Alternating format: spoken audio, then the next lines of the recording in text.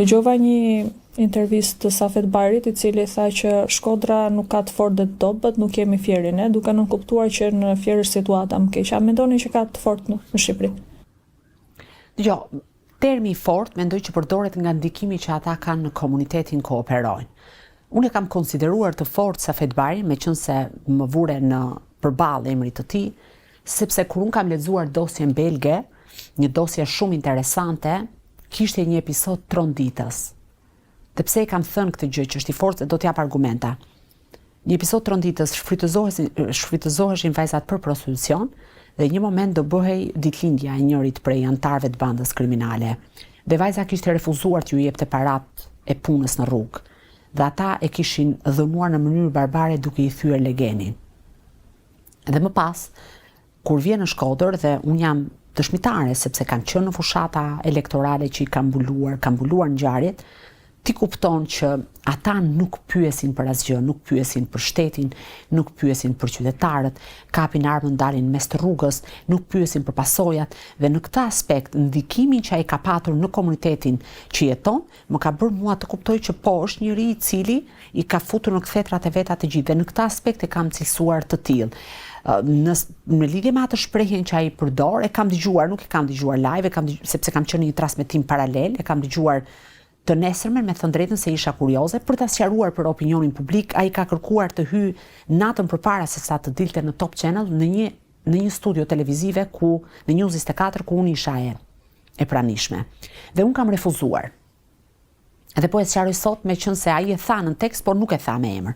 Kam refuzuar jo se nuk përballem me Safet Bajrin apo me çdo Safet të këtij vendi, pra që është njëri i krimit, dyshohet për krim të organizuar.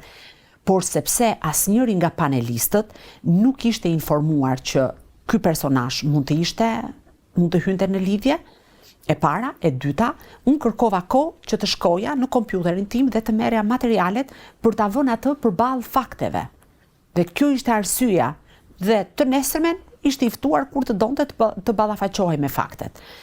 Sa i përket fakti që thotë jo po në Shkodër nuk ka të fortë se Fieri. Fieri ka një tjetër tipologji kriminaliteti. Përgjithsisht bosët e krimit në Fier kanë qenë më të heshtur sa i përket marrjes së armës edhe daljes në rrugë. Kjo një formë sofistikuar. Patjetër, dëgjoj, krimi në Fier është shumë herë më i sofistikuar se krimi në veri.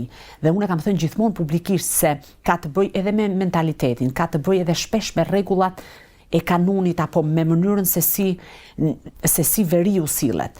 Ka të bëjë edhe me faktin që se si, për shembull, kur unë po trajtoja ngjarjen e ekzekutimit të Fatbardh Licit dhe në dosje më dilte implikuar një vajzë, dhe unë e kam raportuar të nesërmen lajmin, jo në emisionin tim, u tregova e kujdesshme dhe nuk e nxora emrin atë natë, sepse mendova si nën dhe si grua që duke qenë se kanë kaluar vite dhe ajo nuk ishte më partnerja e Safet Bajrit, ajo mund të kishte krijuar një marrëdhënie tjetër, mund të kishte një familje të re, dhe është fiksa ajo pjesa që unë nuk mund të prekja personalen, pra është një histori e mbyllur dhe një kapitull i mbyllur.